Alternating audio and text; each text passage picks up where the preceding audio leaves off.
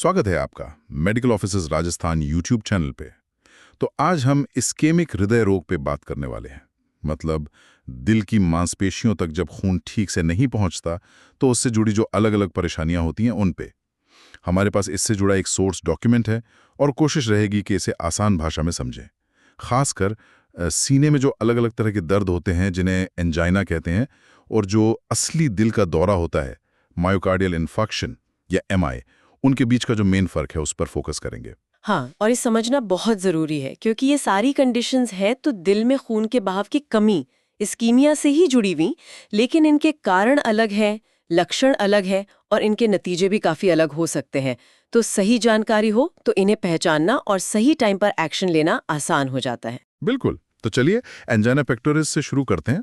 Source कहता है कि ये सीने का दर्द है जो दिल की मांसपेशी में खून की सप्लाई, मतलब इस्कीमिया के कारण होता है।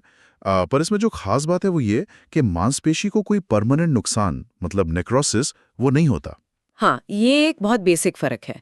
एंजाइना में दर्द तो होता है पर दिल का मसल हमेशा के लिए डैमेज नहीं होता। ये एक तरह का वार्निंग साइन है। हाँ, चेतावनी। अच्छा, सोर्स में एंजाइना के अलग अलग टाइप्स भी बताए हैं, तो उन पर बात करें। सबसे कॉमन वाला कौन सा है? हाँ, सबसे आम है स्टेबल एंजाइना। इसका जो मेन कारण है वो है कोरोनरी धमनी, यानी दिल को खून देने वाली नस। उसका एथेरोस्क्लेरोसिस की वजह से, यानी उसमें प्लाक जमने की वजह से 75% या उससे ज्यादा सिकुड़ जाना। ओह, मतलब रास्ता काफी ब्लॉक हो जाता है। बिल्कुल। और ये दर्द टिपिकली तब होता है जब दिल पर जोर पड़ता है, जैसे कोई फिजिकल मेहनत की या कभी-कभी तेज इमोशनल स्ट्रेस में भी। तब दिल को ज्यादा ऑक्सीजन चाहिए पर वो सिकुड़ी हुई नस उतनी सप्लाई दे नहीं पाती। और आराम करने से? हाँ, आराम करने से। या फिर वो एक दवा आती है नाइट्रोग्लिसरिन, उसे जीभ के नीचे रखने से ये दर्द कुछ ही मिनटों में चला जाता है।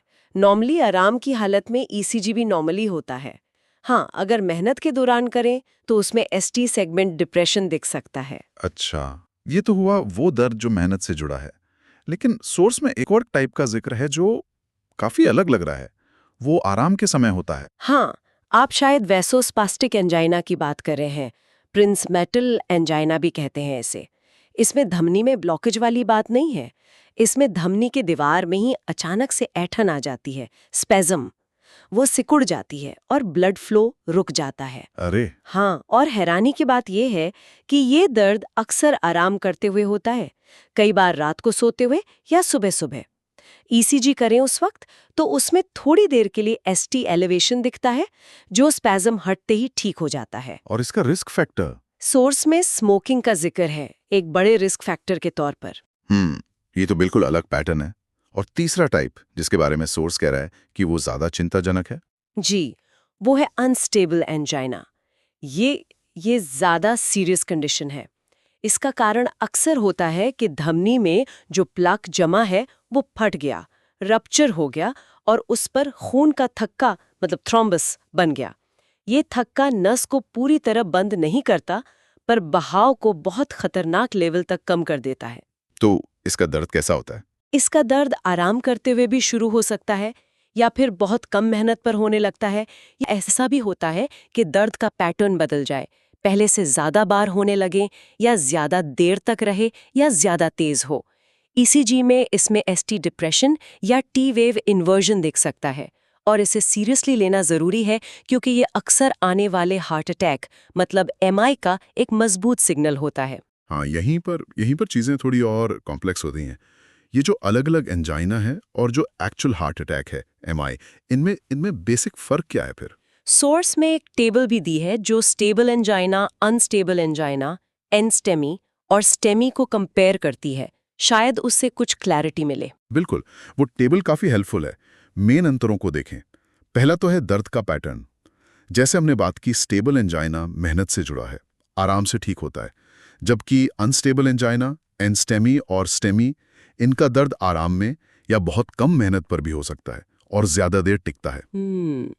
और मसल डैमेज का कैसे पता चलता है? कोई ब्लड टेस्ट है? हाँ, बिल्कुल। यहीं पर आता है ट्रिपोनिन लेवल।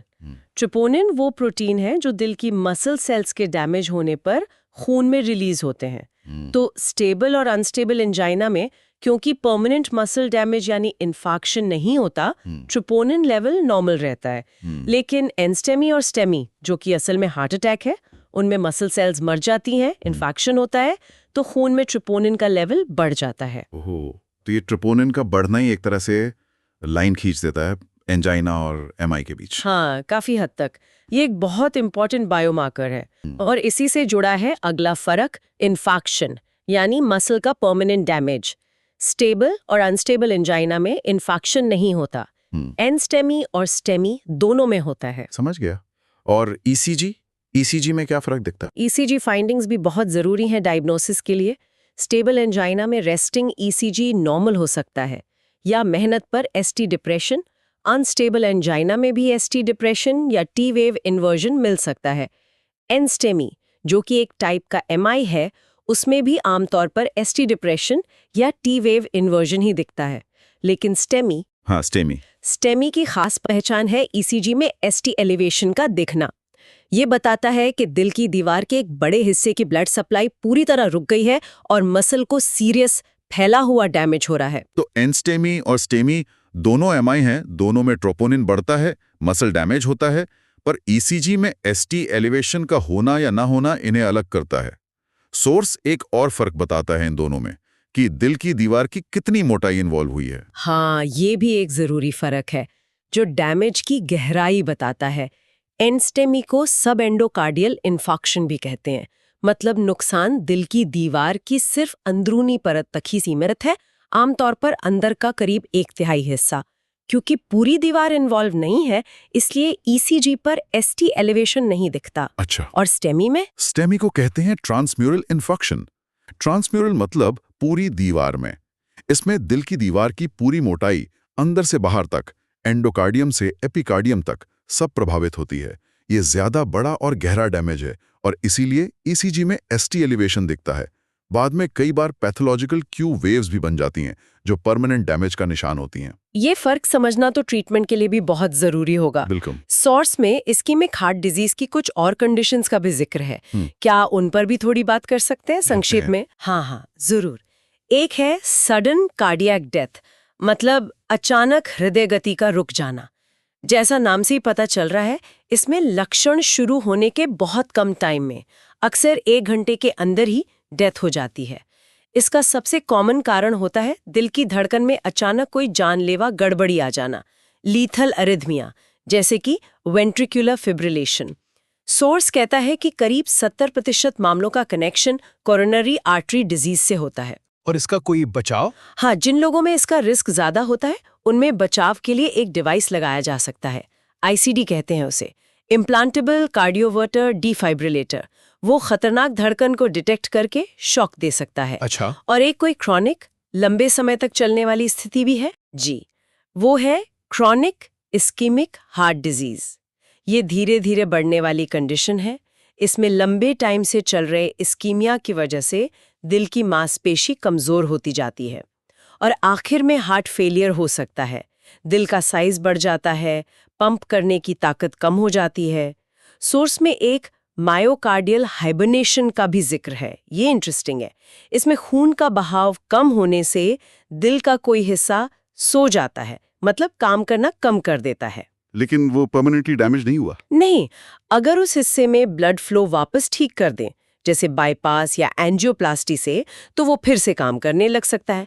ये परमानेंट डैमेज यानी इन्फेक्शन से अलग है। तो अगर पूरी पिक्चर देखें और वह वापस हार्ट अटैक यानी मायोकार्डियल इन्फेक्शन पर आएं, सोर्स के हिसाब से इसका सबसे आम एकदम से होने वाला कारण क्या है? सोर्स बिल्कुल क्लियरली कहता है कि एमआई का सबसे आम कारण है कोरोनरी आर्टरी में पहले से मौजूद एथेरोस्क्लेरोटिक प्लाक का अचानक फट जाना, रप्चर हो जाना।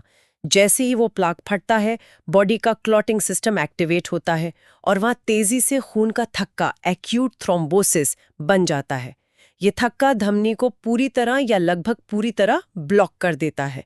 दिल के उस हिस्से की मसल को खून और ऑक्सीजन मिलना अचानक बंद हो जाता है और वो मरने लगती है। और डायग्नोसिस में फिर लक्षण, ईसीजी और वो ट्रोपोनिन टेस्ट। हाँ, बिल्कुल। जैसा हमने पहले कहा, बढ़ा हुआ ट्रोपोनिन लेवल दिल की मसल के डैमेज का पक्का सबूत होता है। तो आज हमने इस सोर्स डॉक्यूमेंट के बेस पर इस्केमिक हार्ट डिजीज की अलग-अलग शक्लों को समझने की कोशिश की। देखा कि स्टेबल, अनस्टेबल और वैसोस्पैस्टिक एंजाइना कैसे अलग हैं और ये हार्ट अटैक एनस्टेमी और स्टेमी से कैसे अलग हैं। और ये भी समझा कि दर्द का पैटर्न, ब्लड में ट्रोपोनिन लेवल और ईसीजी फाइंडिंग्स कैसे इन कंडीशंस को पहचानने और उनमें फर्क करने में मदद करती हैं। बिल्कुल। और इन बारीकियों को समझना सिर्फ मेडिकल प्रोफेशनल्स के लिए ही नहीं बल्कि आम लोगों के लिए भी बहुत ज़रूरी है। सीने में कोई भी अजीब सा दर्द हो, बेचैनी हो, उसे इग्नोर नहीं करना चाहिए। लक्षणों को जल्दी पहचान कर फौरन मेडिकल हेल्प लेना बहुत ज़रूरी है। खासकर स्टेमी जैसी कंडीशन में जितनी जल्दी इलाज शुरू हो उतना ही दिल को होने वाले डैमेज को कम किया जा सकता है और जान बचने के चांस बढ़ जाते हैं। सही कहा। और आखिर में एक सवाल सोचने के लिए, सोर्सेज में सडन कार्डियक डेथ के कारणों में कोरोनरी आर्टरी डिजीज के अलावा कुछ जेनेटिक कंडीशंस का भी जिक्र है जिन्हें चैनलोपैथीज कहते हैं, जैसे long QT syndrome, Brugada syndrome. ये दिल के इलेक्ट्रिकल सिस्टम की गड़बड़ियां हैं। ये सोचने वाली बात है कि कैसे हमारे जीन्स में छोटे-छोटे बदलाव जो शायद हमारी धमनियों के हेल्थ से सीधे जुड़े भी ना हो, वो दिल की धड़कन को इतना खतरनाक बना सकते हैं। ये वाकई एक कॉम्प्लेक्स फील्ड है जिस पर और रिसर्च चल रही है। हाँ बिल्कुल, ये एक अलग ही डायमेंशन है कार्डियक हेल्थ का।